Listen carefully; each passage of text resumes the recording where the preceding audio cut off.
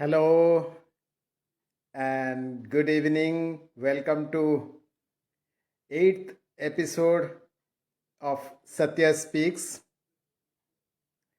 Friends, आज मैं कुछ अनप्लेजेंट डिसेबिलिटी के बारे में बात करने वाला हूँ।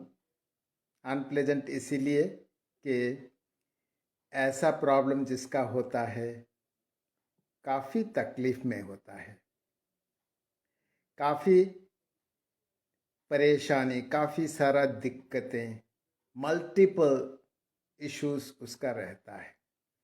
सेरेब्रल पैल्सी जो प्रॉब्लम है वो प्रॉब्लम का जड़ जो है ब्रेन के अंदर है। ब्रेन उसका किसी भी वजह से डैमेज होता है तो सारा बदन उसमें अकड़न सा आ जाता है और कोई भी बॉडी पार्ट उसको काम में लगाना उसके लिए बहुत मुश्किल होता है, बहुत तकलीफ होता है।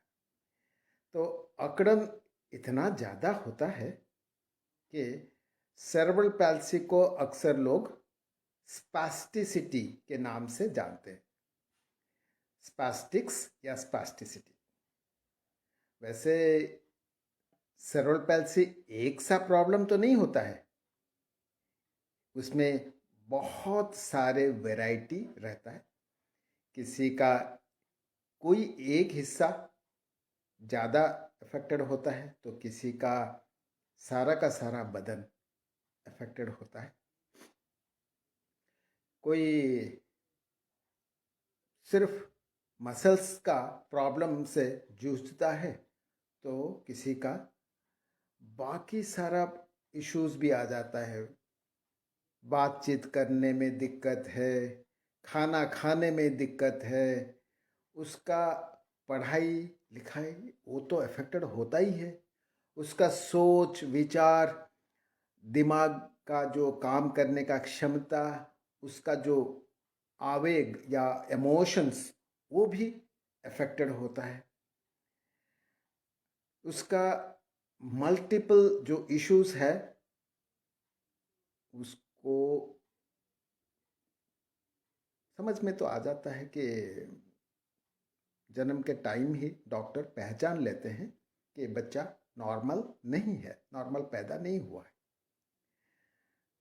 और ज़्यादातर सेरेब्रल पैल्सी के जो मरीज़ है वो जन्म से पहले ही उनमें ये दिक्कत आ जाता है, या कुछ बच्चे जन्म होने के टाइम में जो परेशानी होती है, प्रॉब्लम होता है, उसकी वजह से उनका ब्रेन में डैमेज होता है। या जन्म होने के बाद भी कुछ बच्चों का प्रॉब्लम हो सकता है, यानी कभी भी हो सकता है। अक्सर पैदा होने से पहले, पैदा होने के टाइम या पैदा होने के बाद, अर्ली, वेरी अर्ली चाइल्डहुड में कुछ वजह से ब्रेन में डैमेज होता है तो ये बच्चे सेरेब्रल पैल्सी अफेक्टेड हो जाते हैं। किसी बच्चे का सेरेब्रल पैल्सी है तो आपको यूं ही समझ में आ जाएगा कि बच्चा सही समय पे जो डेवलपमेंट माइलस्टोन्स है वो अचीव नहीं कर पाता है। यानी करवट बदलना, बैठना, घुटने के बल चलना, खड़ा होना या इंडिपेंडेंटली चलने का जो टाइम होता है, आमतौर पे नॉर्मल जो टाइम होता है वो नॉर्मल टाइम में इनका विकास नहीं होता है। और ये जिस तरह से एफर्टफुली कोई काम करते हैं तो ये तुरंत माँ बाप को या कोई भी नॉन प्रोफेशनल को भी समझ में आ जाता है कि ये बच्चा नॉर्मल नहीं है। और परेशानी, टॉयलेट कंट्रोल भी नहीं होता है उसमें। परेशानी, उनका नींद भी अफेक्टेड होता है, खाने पीने में भी दिक्कत होता है, हर चीज़ का जो प्रॉब्लम है, पेरेंट्स को इनके साथ काफ़ी जूझना पड़ता है। और इतने सारे जो प्रॉब्लम्स है, उसका कोई प्रिस्क्रिप्शन इलाज है क्या? ओ सॉरी, नहीं है। कोई ऐसा दवा नहीं है कि सेरेब्रल पैल्सी बच्चों का नॉर्मल होने के लिए हम इस्तेमाल कर सकें, या जिस जिस प्रॉब्लम से ये जूझते हैं उसको दवाई दे के उनका अकड़न नॉर्मल कर दें, ऐसा कोई पॉसिबिलिटी नहीं है। ये बच्चे बोल नहीं पाते तो उनको कोई दवा दे के बोलना सिखा दे, नहीं, ये काबिलियत दवाई से हासिल नहीं हो सकता है। उनके बाकी सारे जो भी इश्यूज है उसके लिए भी कोई दवाई उपचार, ये एलोपैथी, होम्योपैथी, आयुर्वेदा या कोई भी मेडिकल साइंस में या कोई भी मेडिसिन का जो स्कूल ऑफ मेडिसिन है, इसमें अवेलेबल तो नहीं है। तो करना क्या है? इनका जो भी बहुत सीरियस केसेस है जिसमें कॉन्ट्रैक्चर्स वगैरह डेवलप हुआ है, बहुत ज़्यादा अकड़न आया है, कुछ हद तक सर्जिकल इंटरवेंशन तो करते हैं, पर हर किसी का प्रॉब्लम का सॉल्यूशन सर्जिकल ऑपरेशंस नहीं होता है। तो मल्टी मोडल थेरापी की ज़रूरत पड़ता है। यानी फिजियोथेरेपी तो चाहिए, ग्रॉस मोटर जो इश्यूज है उसके लिए फिजियोथेरेपी दे के उनका हर बॉडी पार्ट का जो मूवमेंट है उसमें जो नॉर्मलाइजेशन करना चाहिए, functional skills, coordination, balance, strength, ये सब इम्प्रूव करने के लिए फिजियोथेरेपी का अलग अलग उपचार करना पड़ता है। ये बहुत टाइम टेकिंग होता है, पर सिर्फ फिजियोथेरेपी देने से भी पूरा हल नहीं हो जाता है, क्योंकि इनमें कई सारे ऐसे कोमॉर्बिडिटी या अलग अलग प्रॉब्लम रहता है। तो फिजियोथेरेपी के साथ कुछ मोबिलिटी एड्स या अप्लायंसेस, उसका भी इस्तेमाल होता है। प्रोस्थेटिक ऑर्थोटिक एड्स अप्लायंसेस इस्तेमाल करके उनको मदद किया जाता है ताकि वो चलना फिरना, अपना काम खुद करना सीख सकें। टॉयलेट ट्रेडिंग किया जाता है। पर जैसे कम्युनिकेशन स्किल है तो उसके लिए तो स्पीच थेरेपी की ज़रूरत है ही, तो स्पीच लैंग्वेज थेरेपी देना पड़ता है। अगर ये थोड़ा बहुत स्पीच सीखते हैं तो भी बोलने में इनको इतना तकलीफ होता है, इतना एफर्टफुली बोलते हैं कि उनका चेहरा कंटोर्टेड हो जाता है, मतलब टेढ़ा मेढ़ा करके, हाथ पे टेढ़ा मेढ़ा करके वो बोलने की कोशिश करते हैं, एफर्टफुली कोशिश करते हैं। और स्पीच थेरेपी भी अपने आप में कंप्लीट नहीं है। मतलब स्पीच थेरेपी के साथ swallowing therapy, eating feeding disorders जो भी है, स्वालोइंग डिसऑर्डर है, उसको भी स्पीच लैंग्वेज पैथोलॉजिस्ट उसका हल निकालते हैं, उसको तालीम देते हैं, सिखाते हैं या उसका सॉल्यूशन निकालते हैं। फिर साइकोलॉजिस्ट, क्लिनिकल साइकोलॉजिस्ट, जो कि इनका कॉग्निटिव स्किल या इमोशनल बिहेवियर, सोशल बिहेवियर, इसके ऊपर काम करते हैं ताकि ये सोसाइटी में घुल मिल सके, लोगों के साथ अपना कनेक्शन बना सके, मेंटेन कर सके, पार्ट ऑफ द सोसाइटी बन के वो जी सके।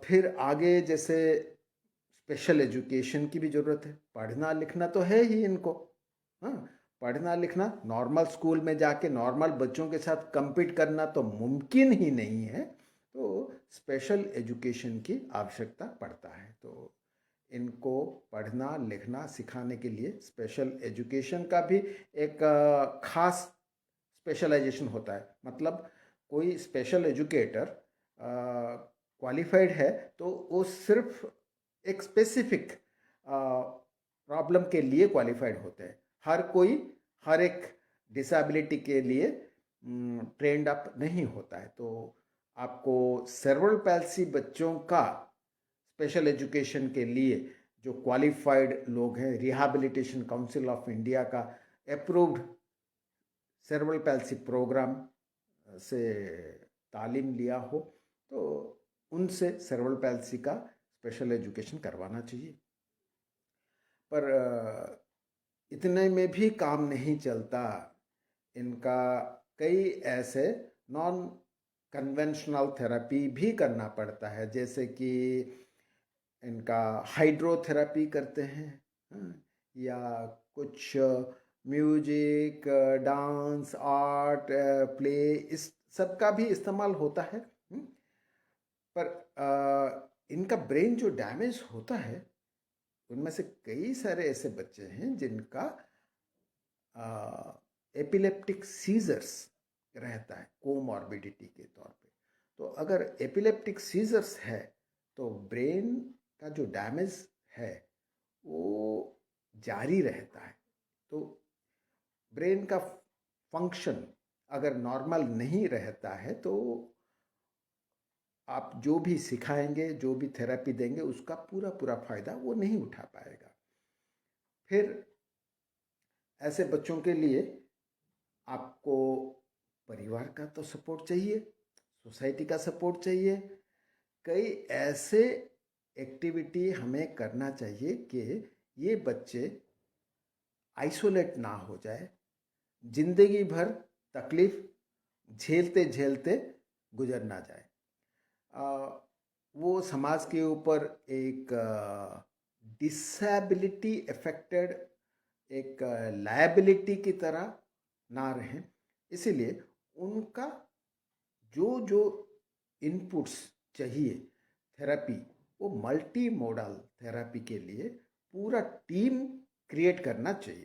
तो doctors and main stream therapist and support infrastructure, ये सब का एक तालमेल बिठा के ऐसा प्लेटफॉर्म क्रिएट करना चाहिए ताकि सेरेब्रल पैल्सी बच्चे नॉर्मल मेन स्ट्रीम से जुदा ना हो, वो नॉर्मल मेन स्ट्रीम में आ सके और अपना ज़िंदगी ढंग से जी सके।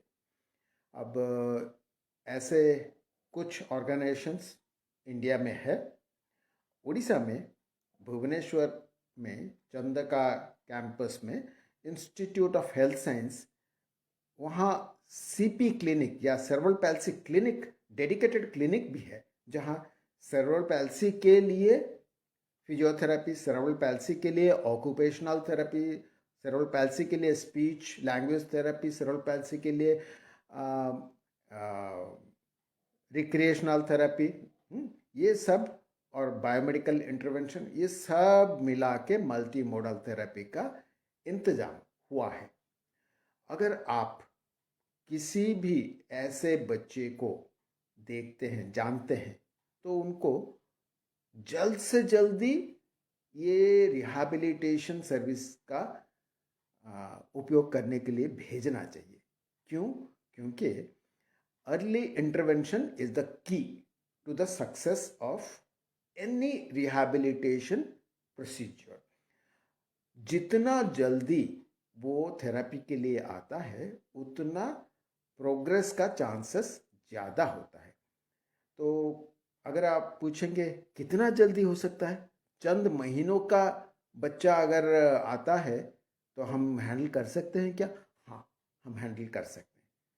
छोटे से छोटे बच्चे का भी हम थेरेपी का इंतज़ाम कर सकते हैं और उसका जो फंक्शनल स्किल्स है उसको डेवलप करने के लिए मदद कर सकते हैं।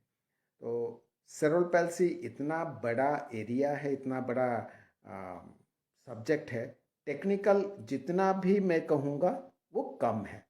तो मैं ये जो सत्य स्पीक में बोलता हूँ, कोई प्रोफेशनल लोगों के लिए नहीं बोलता हूँ। मैं ये इसीलिए बोलता हूँ कि लोगों को पता होना चाहिए, पब्लिक अवेयरनेस होना चाहिए एंड पब्लिक को समझ में आना चाहिए कि करना क्या है। जो तकलीफ में होते हैं, डिसेबिलिटी में होते हैं, पूरा परिवार तो सफ़र करते हैं, उनको चाहिए जल्द से जल्दी कोई चमत्कार सा हो जाए और तुरंत बच्चा ठीक हो जाए। मैं समझता हूँ आपके जज्बात, पर ऐसा कोई चमत्कार कहीं पे भी मुमकिन नहीं है। तो इसका उम्मीद मत कीजिए कि कोई चमत्कार से सेरेब्रल पैल्सी ठीक हो जाएगा। आपको मल्टी मोडल थेरेपी और उसका इंटेंसिव थेरेप्यूटिक केयर देना चाहिए, जितना ज़्यादा हो सके देना चाहिए, और जितना जल्दी होना चाहिए देना चाहिए, ताकि आप एक्सपेक्ट करेंगे कि ये बच्चा धीरे धीरे उसका डेवलपमेंट होगा और नॉर्मल होने के पॉसिबिलिटी उसमें आएगा। और प्रोसेस क्योंकि लंबा है और प्रोग्रेस धीरे होता है, तो आपको धीरज रखना चाहिए। कोई ऐसा काम मत कीजिए कि उसको ठीक करने के लिए आप उसके ऊपर बोझ लाद दें, ऐसा नहीं होना चाहिए। जल्दबाजी में बच्चे का डेवलपमेंट नहीं होगा। तो मेरा आपके साथ ये जो संवाद है सेरेब्रल पैल्सी का, ये तो बस थोड़ा सा है, शुरुआत है। आगे अगर आप चाहे तो खुद सर्च करके देखिएगा, गूगल सर्च कीजिए सेरेब्रल पैल्सी, और बहुत सारा इन्फॉर्मेशन सेरेब्रल पैल्सी के बारे में आपको पता लगेगा। प्लीज़ थोड़ा सा टाइम निकालिए, ऐसे बच्चों के बारे में जानिए, ऐसे बच्चों का मदद कीजिए। और उनको चैरिटी की ज़रूरत नहीं है, भीख नहीं देना चाहिए उनको भिखारी नहीं बनाना है, उनको नॉर्मल बनाना है। उनका professional care, professional rehabilitation services उनको देना चाहिए, ताकि वो अपना हिफाजत खुद कर सके। नॉर्मल बनने के लिए आप उसका पूरा पूरा सहयोग कीजिए, मदद कीजिए, उसको प्यार कीजिए, और देखिए आपको भी मज़ा आएगा। आज मेरे साथ आपने जो भी टाइम बिताया उसके लिए धन्यवाद। नमस्कार। Good night.